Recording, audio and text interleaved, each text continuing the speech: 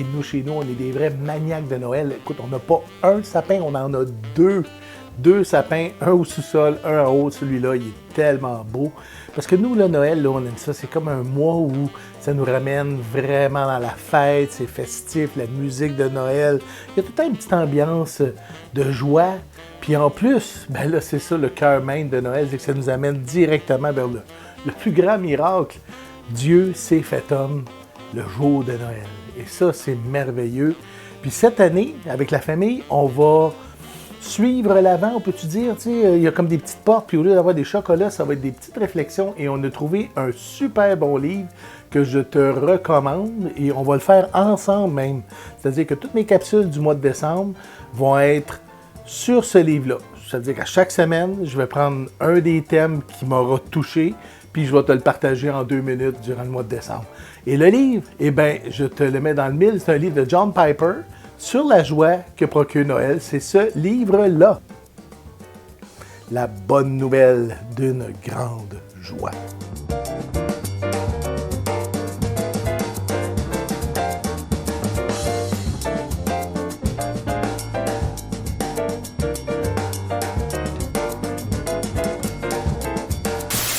Noël, c'est toujours une période de joie, c'est inspirant, justement pour nous quand on est chrétien, parce que ça nous amène directement à la journée de la naissance, de l'incarnation de Dieu sur la terre. Et ça, bien évidemment, c'est une bonne nouvelle qui procure une grande joie. Puis, comme introduction pour l'Avent, pour nos 25 jours de cheminement à travers l'incarnation, bien, j'aimerais ça te parler de bonheur. Le bonheur, la joie, et le plaisir.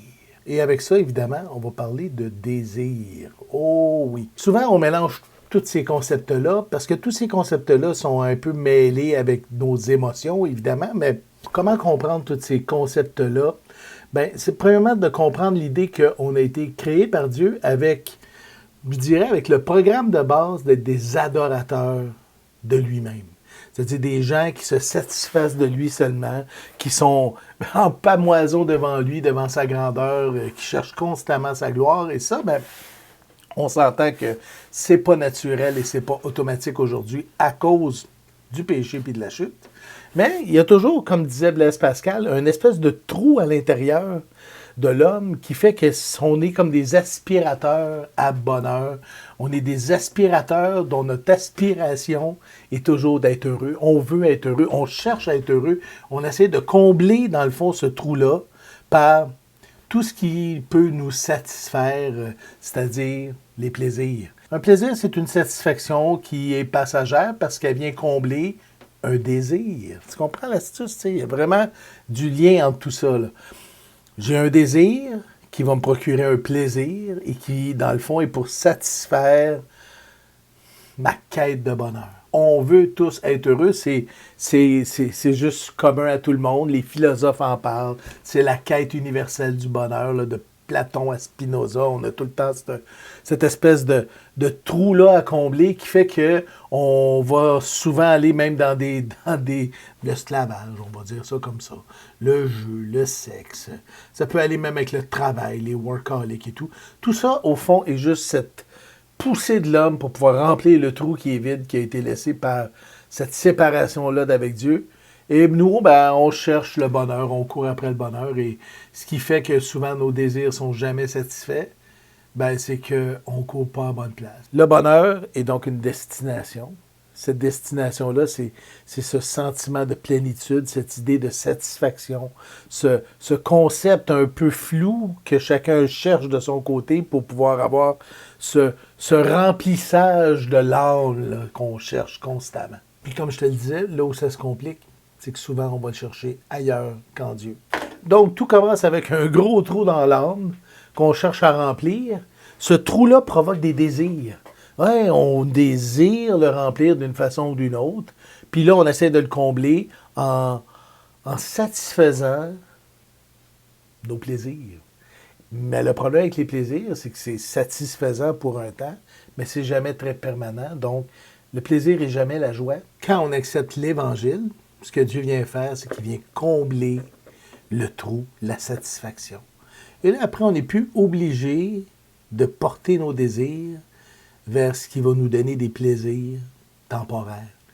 Mais on peut constamment revenir à la source même et avoir un bonheur permanent aujourd'hui, en ce moment même. Quand on comprend l'Évangile puis qu'on se plonge dans les bras de Dieu par la foi, il se passe quelque chose de spirituel. Le trou est comblé, la satisfaction arrive et là, il y a quelque chose de merveilleux qui se produit. Ça s'appelle la joie. Jésus, à plusieurs reprises, nous dit qu'il veut nous donner sa joie, et pas n'importe quelle joie, une joie parfaite. Dans l'Évangile de Jean, chapitre 17, verset 13, Jésus dit « Et maintenant je vais à toi, et je dis ces choses dans le monde, afin qu'ils aient en eux ma joie parfaite. » Ma joie parfaite. La joie, on peut l'avoir seulement quand Dieu seul. Seulement par Jésus. Quand Jésus vient faire sa demeure en toi, la joie s'installe. La joie, c'est le résultat d'un bonheur total. La joie, c'est un sentiment de plénitude, mais de vraie plénitude. La joie, c'est le résultat d'une âme qui a été comblée par Dieu, qui a enfin réussi à remplir le trou noir qui était toujours en train d'aspirer toutes nos aspirations les plus profondes. La joie, c'est le résultat de mes désirs qui se portent maintenant uniquement vers Jésus, qui me donne un plaisir et une satisfaction complète et qui finalement m'apporte le bonheur véritable. La joie, c'est le véhicule. La joie, c'est le véhicule qui me permet d'accéder au bonheur à n'importe quel moment, aujourd'hui, en ce moment-là. La joie, c'est un choix. La joie, c'est le choix de porter mes désirs vers Jésus pour que mon plaisir soit en lui seulement. Oui, la joie, c'est un choix.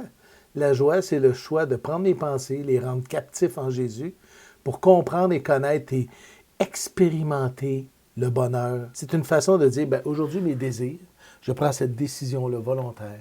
Mes désirs vont se porter vers Jésus. Je veux aspirer à lui, me délecter en lui, être uni à lui et construire ma relation avec lui pour que mon plaisir, ma satisfaction, soit en lui seul. Et ça, cette joie-là, personne ne peut nous l'enlever. Elle est permanente puis elle est éternelle. Qu'est-ce qu'on peut bien s'offrir de mieux pour Noël qu'une joie parfaite? C'est ce qu'on s'offre, c'est ce qu'on se promet, c'est ce qu'on veut se donner pour Noël. Et à travers ce petit livre de réflexion-là qu'on va faire ensemble, je te propose d'aller vers cette journée glorieuse où une grande joie a été annoncée au peuple, c'est-à-dire la naissance de Jésus. 25 journées, 25 réflexions, 25 moments où on va ensemble se délecter et découvrir la joie parfaite en Jésus-Christ. Comment on peut orienter nos désirs pour que notre plaisir puisse nous satisfaire et qu'on puisse vivre cette joie parfaite qui nous donne le vrai bonheur total. Écoute, dans les commentaires, je te mets toutes les références pour que tu puisses te le procurer. Il est disponible en e-book, il est disponible en papier, il est disponible en ça, là. Puis, écoute, si tu n'es pas abonné à la chaîne, surtout, n'hésite pas à t'abonner. Clique sur la cloche pour avoir les notifications quand je vais créer des nouvelles capsules. Et là, on rentre dans un sprint du mois de décembre jusqu'au 25 décembre.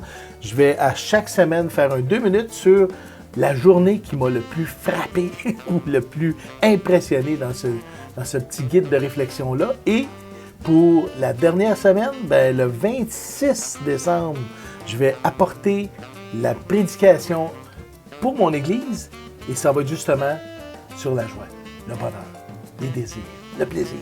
Donc une prédication en prime à la fin du mois de décembre sur la chaîne YouTube. C'est un grand bonheur de pouvoir vivre avec Jésus. C'est vraiment une joie complète. C'est un choix. C'est un choix.